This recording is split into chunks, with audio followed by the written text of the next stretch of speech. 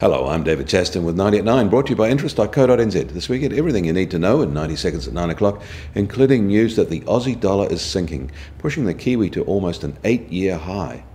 RBA Governor Stevens has called on Australia to face up to the spending cuts and tax reform that will be needed to get their federal budget back into surplus.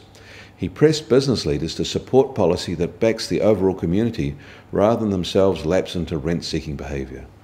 He also said he wants to see the Aussie-US dollar exchange rate at 85 US cents. It's currently over 89 US cents, even after this morning's fall.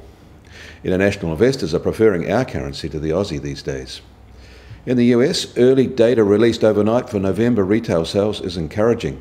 They came in higher than expected, up 0.7% above October, and more positive than early anecdotal reports.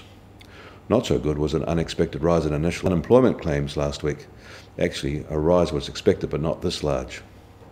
There was disappointment in Europe too, with industrial production in an unexpected slump in October, according to the data released overnight.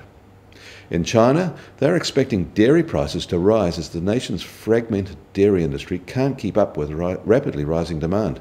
In fact, they're reporting domestic supply is shrinking. Fonterra's inability to switch to more production to milk powders will limit our ability to respond, although prices for powders will likely stay quite high. Gold has lost almost $30 an ounce overnight, back to $1,230 an ounce after a brief flirt higher over the past 5 days. Stocks are down in mid-afternoon trade in New York, and yields on benchmark US Treasury 10-year bonds are up to 2.88%.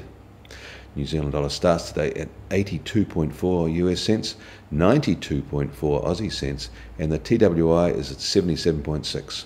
I'm David Chaston. That was 90 at 9, brought to you by interest.co.nz.